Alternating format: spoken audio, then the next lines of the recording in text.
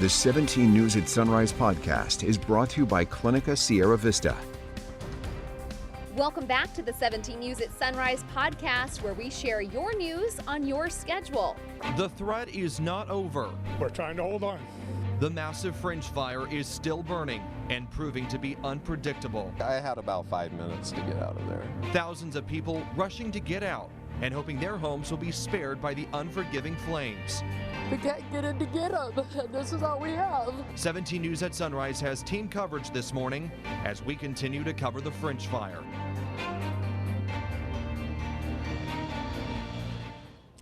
Good morning. Good to have you with us. I'm Maddie Jansen, live here at Fire Camp 9 in Kernville once again this morning with major developments in the fringe fire as officials reveal some details about how they believe it started. Yeah, and firefighters still have a very busy morning as they're monitoring those conditions in the Kern River Valley. Want to take you to a live picture and look at the blaze this morning, and you can still see there is some flames in the area. This is actually a look at the smoke that is hovering above the fringe fire, and that fire clearly active as daylight approaches. Again, here's a live look at the fire. You can see that the fire is still burning this morning. Now, the fire department is using it has a map. We want to show you that map of the fire department that is right here, that it is using to show the current fire lines. This morning, Alta Sierra stands thanks to the relentless efforts of firefighters who worked for days preparing houses, treating burn patches, and fending off the flames. Firefighters say spot fires coupled with strong winds and a downslope is a recipe for disaster, but they say they were prepared. When we had the extreme fire activity move in, we had already put in control lines to steer the fire away from those cabins. As of last night before we ended shift, those cabins were looking good.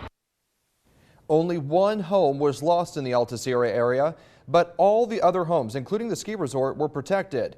Again, that fire is impacting communities in the Kern River Valley just west of Lake Isabella, about 40 miles northeast of Bakersfield toward the Kern County-Tulare County border. Here's what you need to know about the fire this morning. The fire has now burned more than 21,000 acres and is just 19% contained. More than 1,000 firefighters are battling the blaze. Officials say more than 7,000 people are under evacuation warnings.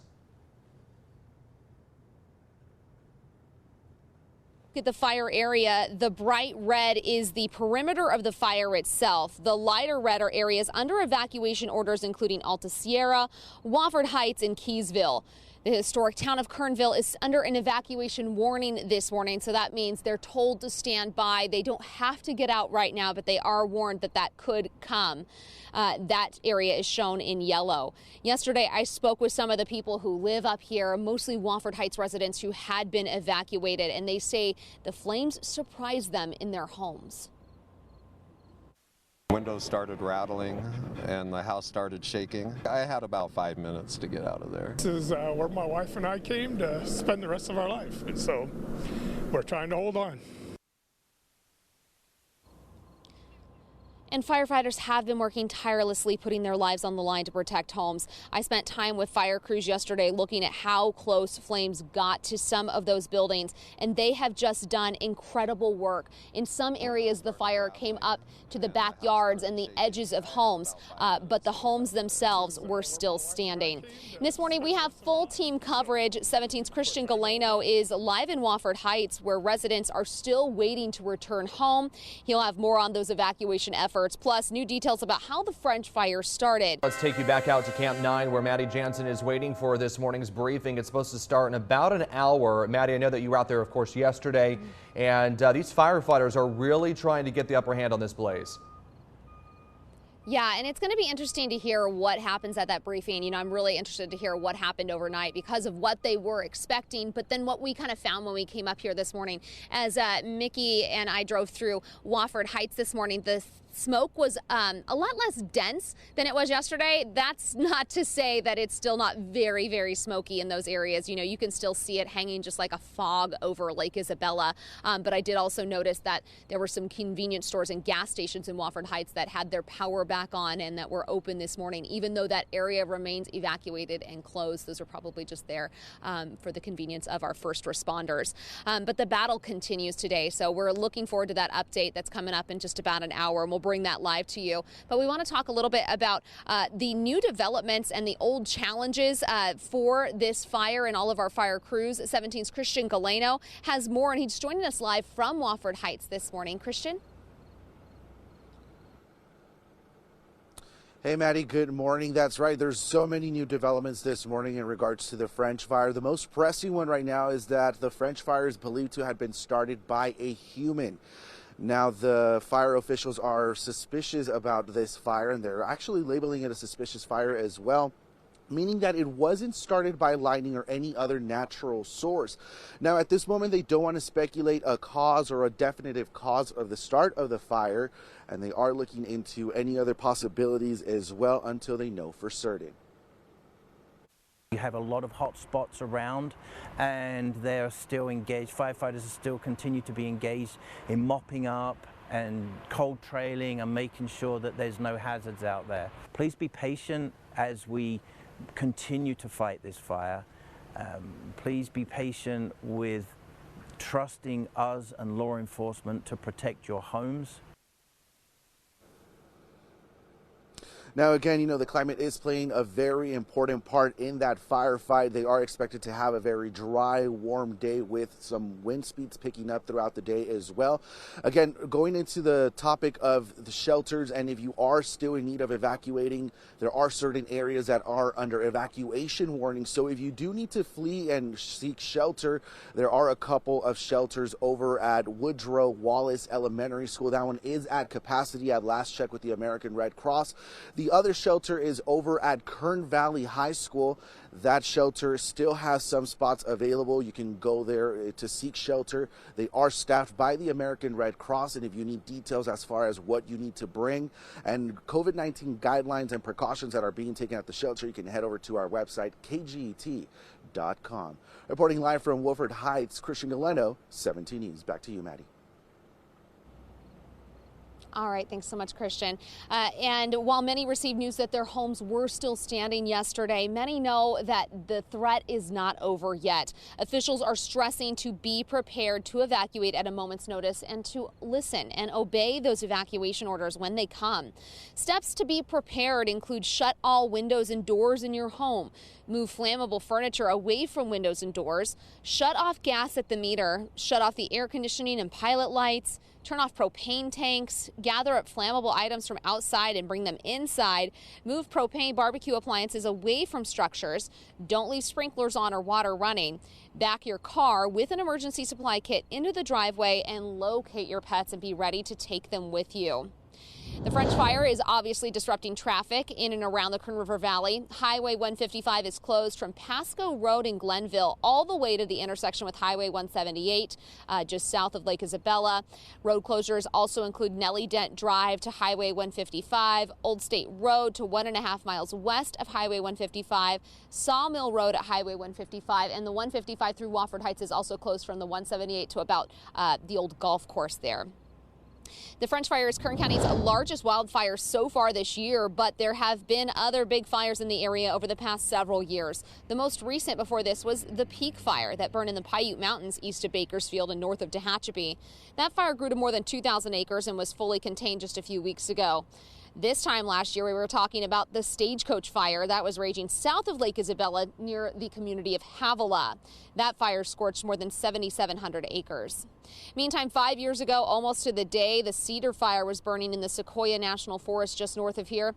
A man was convicted and sentenced for starting that blaze. It grew to around 29,000 acres. In June 2014, the Shirley Fire sparked near Alta Sierra and quickly spread due to high winds. Nearly 1,700 fires worked on that blaze. Firefighters worked on that blaze. Fire crews said the fire had erratic behavior, especially for the early summer. 3 homes were destroyed in that fire. It's important to prepare for these fires in advance. One of the easiest ways to be ready for potential wildfires and other disasters is to sign up for alerts from Kern County Emergency Services. You can do that by going to readykern.com. And a reminder, you can see all of the updates on the French fire, all of our coverage, including information on evacuation orders, how to get free help in caring for pets, and how to donate to those who've been impacted by the fire. You can find that by going to our website, kget.com.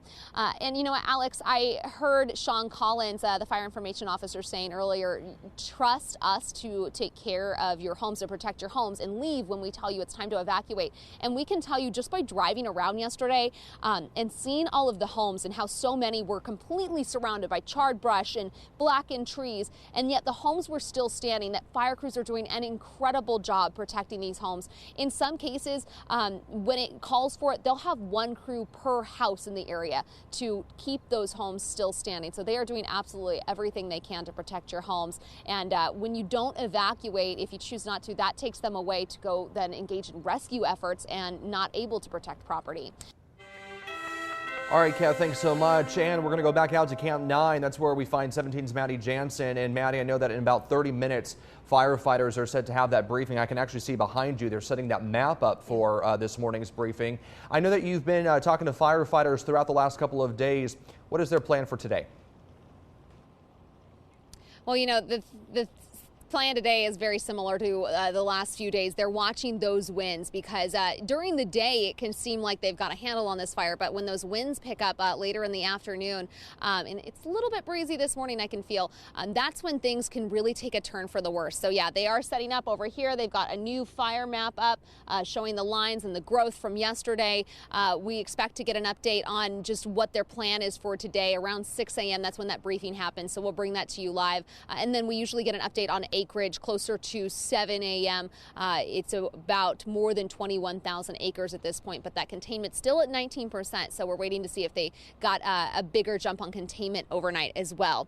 But as the evacuation centers are filling up because those communities of Wofford Heights and Keysville, just to name a few, have been evacuated, residents are still on edge because they can't go back home and check on their belongings and their homes to see if they're still standing.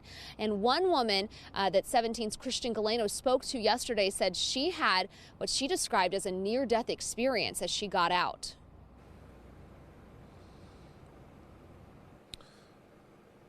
Yeah, Maddie, that's right. Well, Wofford Heights was one of those areas that was evacuated, and many of those residents were left with the quick decision to just grab the essentials and flee for safety. Sheriff came and knocked on my door and said, "The fire's up on the hill. I suggest you leave." What do you do next after opening your door to such news? What will you take? Where will you go? These are all questions Nina says she asked herself before acting quick. When I saw the embers coming up, I knew I had to leave. So the first thing I put in my car was her food, and then a few of my personal things, and water. Got in my car and left. Put my crochet blankets that I'd made, and they're in the car. So I grabbed those, and my husband's blanket, he passed away 6 years ago, so I grabbed the one I made for him. Heading to the shelter, Nina feared being separated from her pup, Rebel. She's never been in a cage, and I have many seizures, so she goes with me everywhere. Hi. Nina and Rebel go about their day. I go on a tour of what the fire has done to the area, where hundreds of homes were spared. We decide to take a detour for a welfare check on Nina's home. It's safe. I just thank God. It's a big relief from my shoulders, and thank you so much. I just thank God. Now she gets to hopefully return home soon with a sunny look at life. 5 years old. And never had to do this before in my life. I'm looking forward to going back home and getting things straightened out, and maybe after about 6 months I may move back to Tennessee if my great-granddaughter don't come out here. Now, Nina there did stay at the American Red Cross shelter over at Woodrow Wallace Elementary School. That's one of the shelters that's at capacity. The shelter that still has space is over at Kern Valley High. You can find all the details of what you could bring, as well as those COVID-19 precautions and guidelines that they are taking to mitigate the spread of COVID-19 inside of those shelters by going over to our website, kget.com. Reporting live from Woodford Heights, Christian Galeno, 17 News. Back to you, Alex. All right, Christian, thank you. Now to our ongoing coverage of the coronavirus. And Public Health reported nearly 600 new cases yesterday and 4 more deaths. We have now lost 1,452 people to the virus since March 2020. 236 people are in the hospital with more severe symptoms. 45 are in the ICU. Kern County vaccination rates are among the lowest in the state, and COVID units throughout the county are filling up. The vast majority of COVID patients in Kern County, and the sickest of them, are unvaccinated. The percentages go up and down over the course of a few days, but at both the Adventist and Dignity hospitals last week, unvaccinated patients represented 95% and up of hospitalized COVID patients. Dr. Jonathan Dario is medical chair at Adventist Health Bakersfield. In that role, he has seen hundreds of patients suffering from the symptoms of COVID-19. Most recover, at least well enough to go home. Too many don't. I've experienced patients who say they don't really believe they're as sick as they are. COVID was real. Maybe that's the reason why they didn't have the vaccine. The vaccine is your cheat for all of this. You know, you're getting ahead. You get to get something that's going to make you essentially stronger. Your body already has the tools. Dr. Dario says vaccinations are a personal choice, but he says if he were the chancellor of a university system or an NFL owner, he would require it. At this point, a vast majority of people dying from COVID-19 did not have to lose their lives. Their unwillingness to get the shot led to suffering and death. Here in Kern County, at least 83 people have died from the virus since vaccines became eligible to everyone 12 and older. One of those was Nina Martin, and her dying wish was for others to learn from her mistake.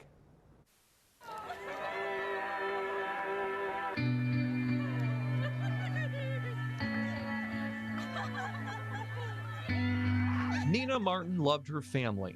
A couple times a year, she and her 3 sisters planned a getaway. We would go to the mountains, we'd go to the beach, we would go to Hawaii, we would just do crazy things. This summer, Nina was excited when things were opening back up. She went to baseball games. She was a huge San Francisco Giants fan. She even went to a game last month. I think we're the first ones here. The worst of the pandemic seemed to be in the past, so she thought. But her family worried. In June, Nina's sister texted, nagging her to get the vaccine. Nina responded, "I don't need it. I just don't want to get it. There's no reason for me." She did not have any underlying issues. She was healthy. She was active.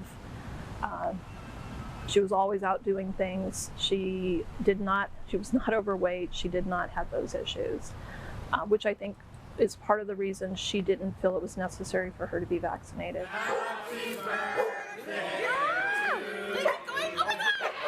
She was wrong, as became clear on July 24th when she tested positive for coronavirus. So, I have COVID. I'm in the hospital. She called me and said, "Sis, I tested positive, but I'm going to be fine." She wasn't fine. And no, I didn't get the vaccine. Because of the infectious nature of COVID, she was in isolation, unable to have visitors. Within a few days, she rapidly got worse. COVID quickly wreaked havoc on her body. She was in the hospital alone from August 1st. Her body continued to go down that whole time. And there was nothing that was wrong with her to cause that. It was the COVID that was attacking her.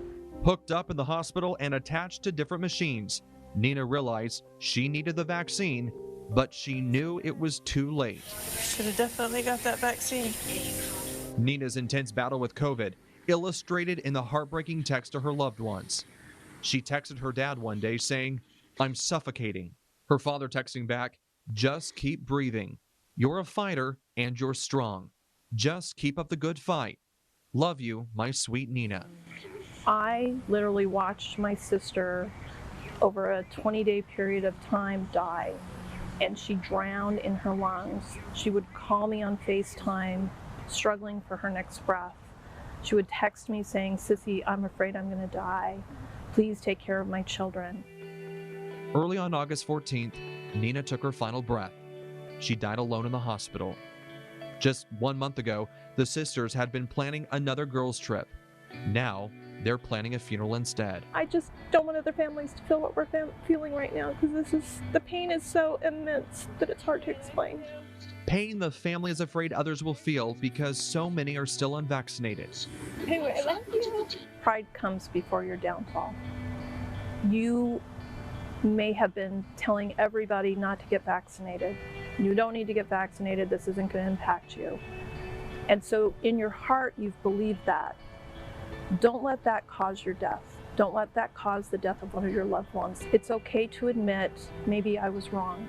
Her family is hoping their tragedy will show this virus doesn't kill only those with underlying conditions. It's also killing otherwise perfectly healthy people, and it's mostly preventable. Healthy mothers and fathers out there with young children, this could and will affect you. This is serious. Don't be prideful about this. You don't even have to tell anybody. Just go down to the drugstore, walk in, and you can get vaccinated today. Nina Martin was 53 years old, and the family says her death certificate reiterates she did not have any underlying conditions, meaning the virus alone was responsible for her death. Local health experts say the best way to prevent severe disease and death is to get vaccinated against COVID-19. Vaccinations are free and safe.